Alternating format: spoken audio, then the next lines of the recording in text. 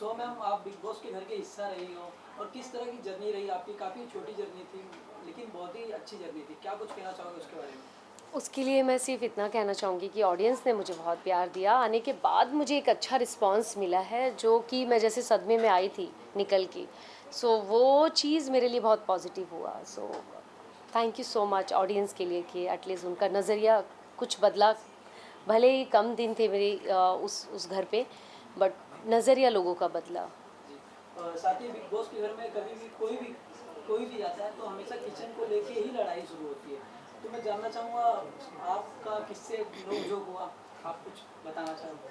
Kitchen को लेके तो कभी मेरी लड़ाई नहीं हुई, उल्टा सब मुझे किचन में देखना पसंद करते थे, क्योंकि मुझे खाना बनाना वाक़ई में अच्छा लगता है और मैं बहुत फ़ास्ट कुक हूँ। मैं हाफ़ एन आवर के अंदर सारा खाना बना लेती हूँ, मैक्स टू मैक्स 1 घंटे के अंदर।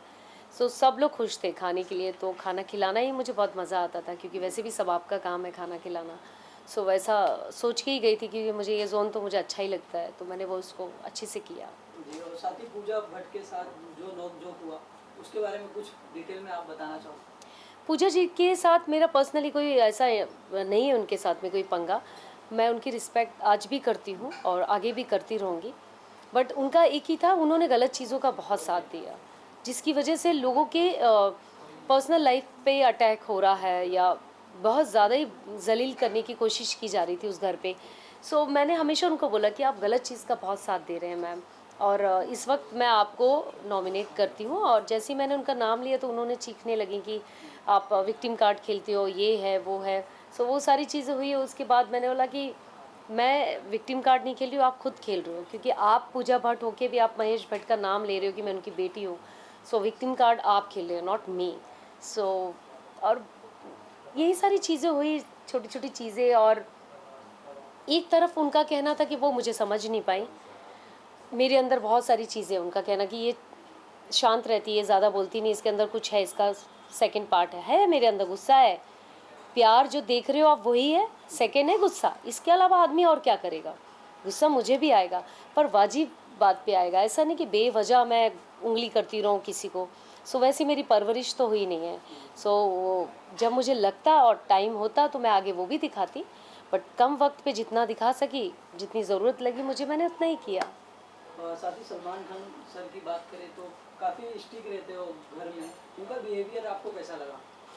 उनका बिहेवियर सच बोलूँ तो मुझे बिल्कुल भी अच्छा नहीं लगा, क्योंकि सलमान जी ने जिस तरीके से बात किया, पर्टिकुलर मुझे टारगेट करके, ये बात सब पे लागू की जाती है। तो आई थिंक स्पेशली मैं ही उस घर पे ऐसी नहीं थी कि पर्सनल बात किया है। तो सलमान जी ने जो बोला कि आप पकड़ पकड़ के बोल रहे हो, तो ये पहला वक्त वर्ड ही उनका रॉन्ग वर्ड था।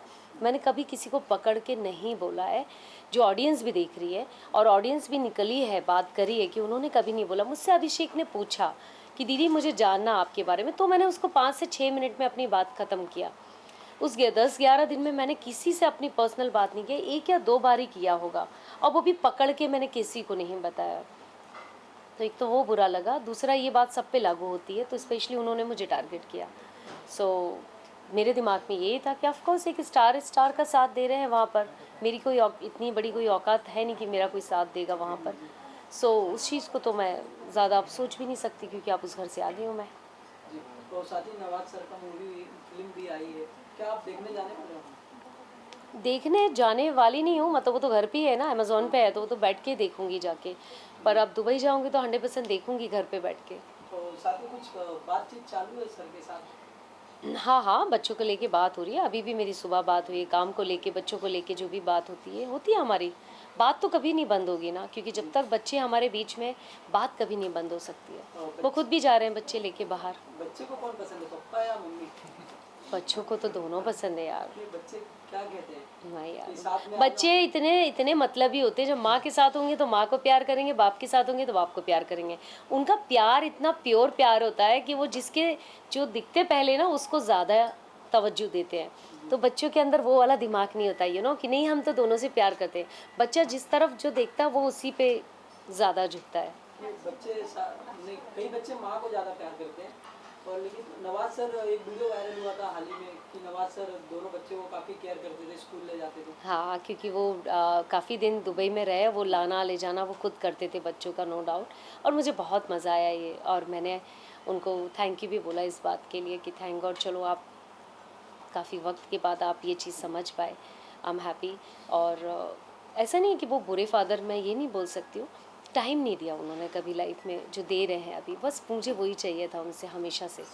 सो अच्छा लगा मुझे देख के, मैंने खुद देखा इंस्टा में कल, तो मुझे बहुत अच्छा लगा।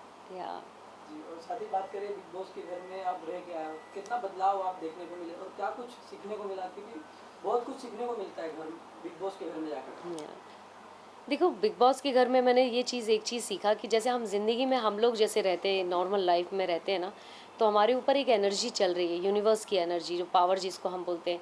तो परमात्मा हमको कोई ना कोई तकलीफ़ें देता है जीवन में, तो हम उस चीज़ को हम ले लेते, अरे यार हमारे हमने क्या तकलीफ़ थी, मतलब हमने ऐसा क्या बुरा किया जो हमें तकलीफ़ें मिली। पर परमात्मा हमसे, मुझे ऐसा लगता कि कुछ ना कुछ चाहते कि आप आसपास देखो, आपके कुछ बुरे लोग हैं जो आपके अपने हैं, जो अच्छे लोग हैं जो आपके अच्छे होके भी नहीं होते। सो हमें वो जानने मौका मिलता है जब हमारे पास बुरा वक्त आता है। तो वही बिग बॉस भी वही सेम चीज़ है, वो टास्क देते हैं आपको, सिचुएशन बुरी डालते हैं, तो लोग आप साथ में रह रहे हो, खा रहे हो, और उस वक्त आपको पता चलता है एक आदमी के लिए पूरा, कंटिन्यू ना। कि उस वक्त हमें पता चलता कि एक आदमी आपके बीच में इतना बुरा इंसान भी है। सो उस बुरा बोलना है आपको तो बहुत बड़ी बात है, उस बुरे आदमी के साथ आपको 24 आवर्स रहना पड़ जाता है। सो वो बड़ा चैलेंज होता है, मतलब एक जगह पे रह के फिर एक आदमी के बारे में जानना, उसके बारे में, फिर उसके बारे में बुरा बोलना या अच्छा बोलना, फिर उसकी फितरत निकल के आती है, वो इंसान का असली रूप निकल के आता है उस घर में। एक ये अच्छी चीज़ है कि आदमी को बहुत जल्दी आप परख लेते हैं, 1-2 दिन के बाद ही आपको उसकी असलियत पता चल जाती है। पर ये सच ट्रू है, उसमें कोई ड्रामे नहीं करते, वो लड़ाई झगड़ा सब सच है। हाँ, साथ ही आगे क्या कुछ प्लान है आपका? रियलिटी शो, दूसरे रियलिटी शो में जाना चाहोगे या कोई फिल्म वगैरह करना चाहोगे आप? देखिए, मैं तो सब चीज़ के लिए तैयार हूँ क्योंकि मुझे काम करना है। मैंने पहले भी बताया कि अब ज़िंदगी की शुरुआत कर रही हूँ, ये इस एज में मेरी कोई ज़्यादा उम्र नहीं है, हालांकि 40 की एज हो चुकी है। और अब मुझे इस ज़िंदगी की शुरुआत में शुरू कर रही हूँ, और अब जो भी काम मिलेगा उसको सर आँखों पे रख के आगे बढ़ना है।